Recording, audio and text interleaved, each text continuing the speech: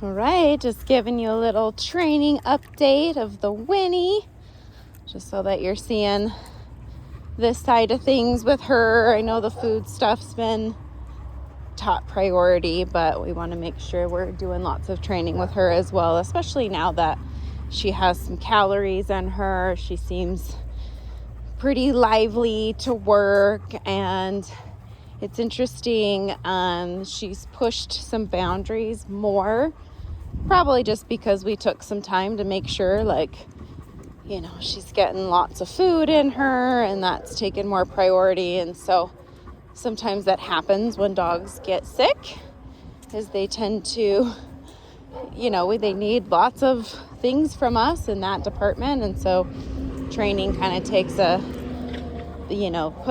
a little bit on the back burner just for a short period of time as we start to make sure that she can get better, and then we're back to what we need to be doing with her. So feeling pretty confident now that she's back on track, hoping that she just keeps progressing with eating and putting on weight, being healthy. It's good for her brain, good for her body. So what I've been doing with her is exposing her to lots of things that she's going to see out by you, traffic, different stores, that kind of thing. Some things she's really fine with, like the cars and the traffic, and then occasionally somebody will have a leaf blower or something, or spraying their garden with a hose, and she's a little bit skeptical and suspicious.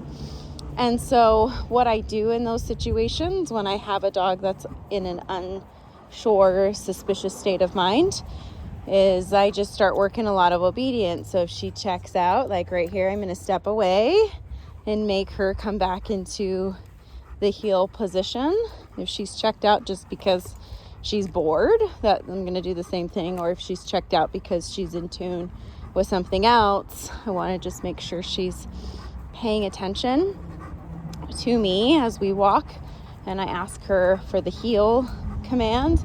And then there's going to be other times you could throw her on the flexi and she just goes and sniffs and is a dog, and that's important too for her. So especially as she's getting used to the apartment living, a lot of things are on leash, and so I think the flexi leash is a great tool to allow her some freedom. I've been doing the long line, and when I'm doing obedience with her, I know you'll be walking Spike, and so I'm attaching her to me and then running the e-collar here, and then that saves you, a hand to manage Spike. But I want her to be able to maintain this heel position, whether or not there's tension on the leash. And in fact, I prefer it was very loose leash. Not too loose where it's getting caught underneath of her, but just enough where she knows it's there. I can manage it, and then I can run the remote. Right now I'm on a 7, but she can work as low as 4 sometimes when there's no distractions. So she's pretty in tune as long as we're making sure that the contact points are connecting to the skin. Now, when I go away from leash help, I just make sure that my body language creates a little bit of a void for her to fill, because what we try to do with the leash is we pull the dog in or back or circle them into this heel position. There's a number of ways you can do that, but when we're going hands-free, and she's not completely off leash, but she's almost so, we lose a communication tool. So this leash communicates to the dog where we want them to be. And so sometimes that body language, by going away and making sure that they follow, I could even do a little circle in to her and make sure she's catering to my space and she's just really in tune on this walk, which I think for her is important because it makes her think, it activates her brain. It makes her tired mentally. And then when she comes back home and we put her in the crate, we have a lot of structure. So we're being put in a leadership position with the dog which helps significantly with separation anxiety, just because the dynamic and the relationship between myself and the dog changes. And then also we exercise not only physically, but mentally. We have some fulfillment there. And so she's a lot more inclined to go and turn off in her kennel, turn off her brain.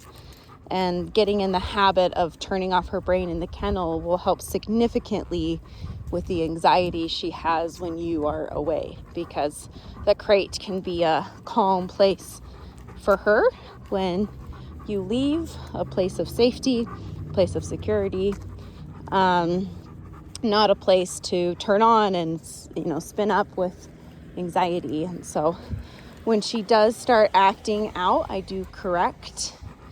I have seen, we've played with different kennels. I'm still using the pink kennel, the circus crate I have that is similar to your gray one. She does like the impact crate more. But sometimes I think it's good for her to work through the anxiety in the pink kennel, despite liking the impact more, just so she can go in different crates and work on the anxiety, and we can start to generalize the behavior. So those are things that we've been doing, and it seems to be great. I'm going to put her in a downstay over here in the shade. I do this a lot on our walks, as this is more about training, less about mileage, although you can go as long as she can handle heat wise. But right here, I'm just going to take this off of me, and I'm going to say, Winnie, down. What's nice about these long leads, and you have the black one, is you can go out a little and you can step on it. But I do this a lot when we have really big distractions, like another dog that she may want to go investigate or say hi to, or there's another dog right here.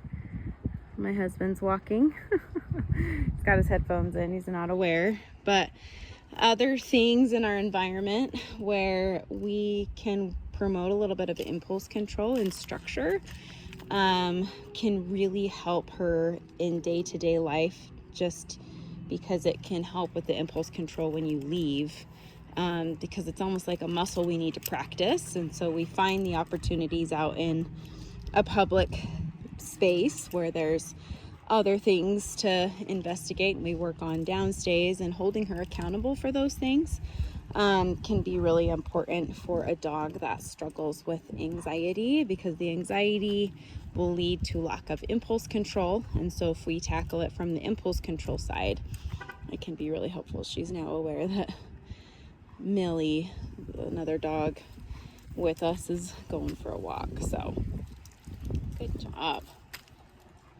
Break. Winnie, break. Good girl. Yeah, making sure she's really in tune with the release word, because that will strengthen her stay position if she's not confused on when it is appropriate to get up, is really beneficial. Another thing I like to do with her to tire her out before I put her in the crate is a sit stay. These are not her favorite. She would love to lay down, but I do think it's important mentally to work on them. So essentially, she just needs to SIT where I tell her, and not DOWN. So if she goes into a DOWN, I'm just going to make her fix it by walking her out of that and putting her back into the sit position. And this is harder because for a dog like her who's more lazy, she would rather DOWN. Good job. Break. Heel. And just go right back into our walk. And so these are things that you can do as you're just taking her out for the walk, either morning and night. I would say ideally I would do something like this before you leave. Sometimes you may have early class, sometimes you might have an afternoon, like on your Tuesdays are easier for doing stuff like this. But ideally, if you could walk her for about 30 to 45 minutes before you put her in the crate, it's going to help a ton as she is able to wind down when you go. So good job, Winnie.